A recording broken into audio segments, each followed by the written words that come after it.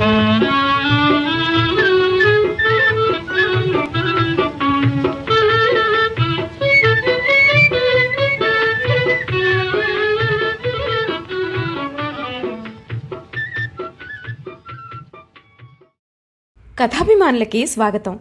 ఇల్లేరమ్మ కథలకి స్వాగతం. డాక్టర్ సోమరాజు సుశీల గారి ఇల్లేరమ్మ కథల నుండి ఈ వారం ఇంటిల్లిపాది ధగధగ మిలమిల వినండి. ప్రస్తుతం క్రిస్మస్ సెలవుల్లో ఉన్నాం మనం. ఎంతో బాగా రాసే పరీక్షలు, తప్పకుండా ఫస్ట్ వస్తాననుకున్నా. చివరికి డ్రాయింగు, చేతి పని, కుట్టు పని, హిందీ అన్నిటికీ తలో 100 మార్కులు పెట్టి కలిపి ర్యాంకులు ఇస్తే ఇంక నాకెక్కడ కుదురుతుంది? చచ్చి చెడు 7వ ర్యాంకుట, చిన్నారి 3వ ర్యాంకు. ఇందు వాళ్ళకి ఏం ఉండవు. తలుచుకుంటేనే భలే చికాకు వచ్చేస్తుంది. లాభం లేదు, స్కూల్ మారితే కానీ ఫస్ట్ వచ్చేట్లు లేను. భాగ్యమ్మ వాళ్ళ స్కూల్లో ఎంచక్కా చదువంటే చదివే, వేరే ఏం నేర్పరు. ర్యాంకుల గోల్ కూడా ఉండదనుకో.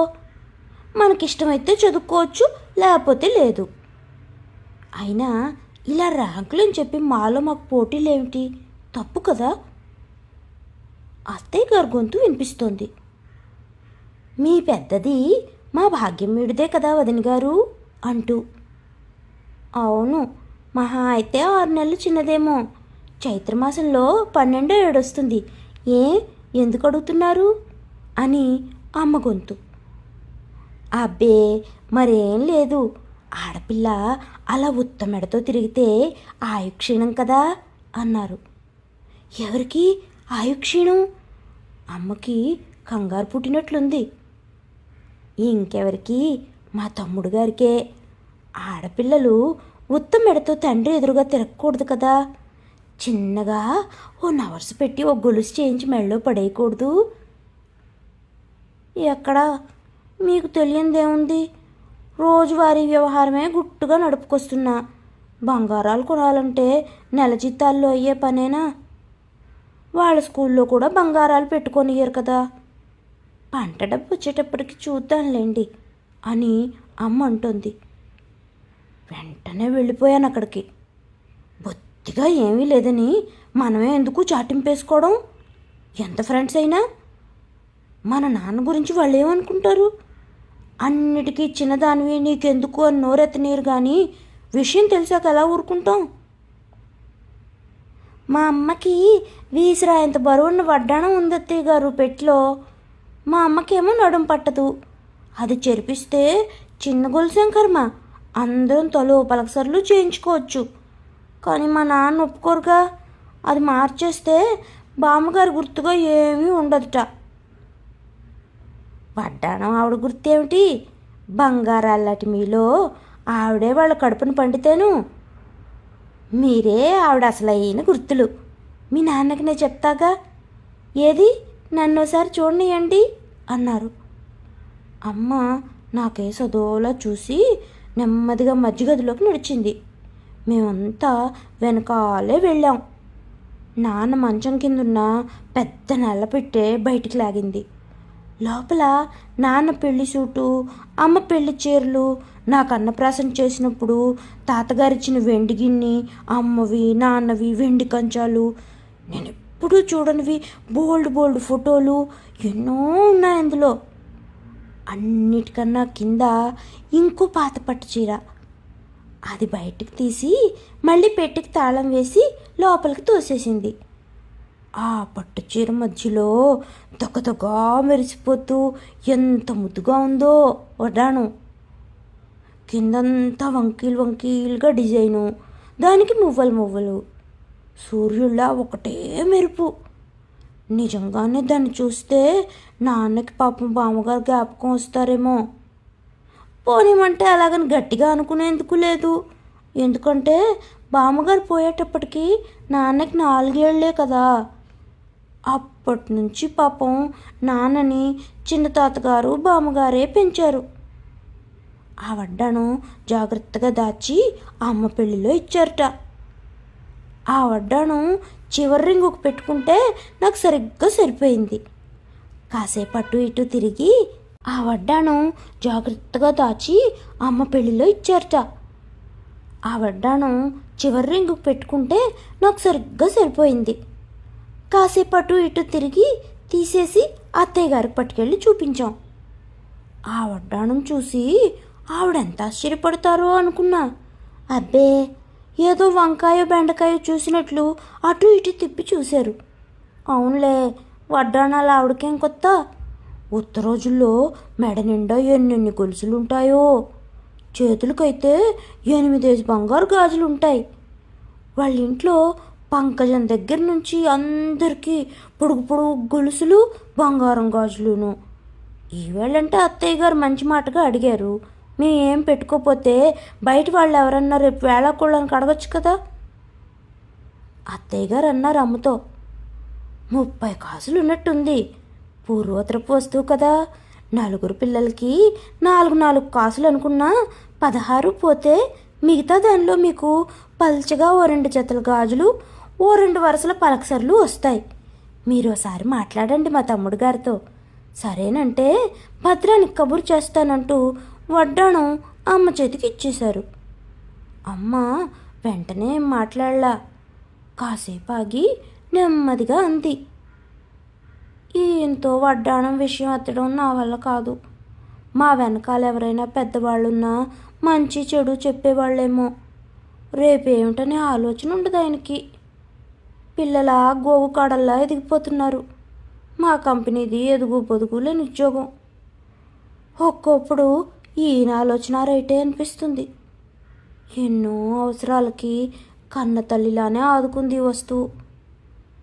ఏమిటో వదిన గారు, ముందు ముందు ఎలాగా అని ఆలోచిస్తూ ఉంటే రాత్రులు నిద్రే పట్టదు అని. ఇంకా అత్తయ్య గారు ఏం మాట్లాడలేక వాళ్ళ ఇంట్లోకి వెళ్ళిపోయారు. నే గొలుసు వేసుకోకపోతే మా నాన్నకు ఆయుక్షీణం అని నాకు తెలియదు ఇన్నాళ్ళు. తెలిస్తే అమ్మలా ఊరుకునేదన్నా. నాన్నకన్నా ముఖ్యమేమిటి? అమ్మ వరుస చూస్తే ఈ విషయం నాన్న ముందు ఎట్టేటట్లు లేదు. ఆలోచించగా సాయంత్రానికి నాకే ఉపాయం తోచింది. చిన్నారికి కూడా చెప్పలా. నెమ్మదిగా భాగ్యమ్మని అడిగా, భాగ్యమ్మ ప్లీజ్ నీ గొలుసు ఓసారి వేసుకొనివా 2 రోజులు అని. అమ్మని అడిగిస్తానని లోపలికి వెళ్ళింది. దాని మెళ్ళో తీయద్దు, ఉండు చెప్తా.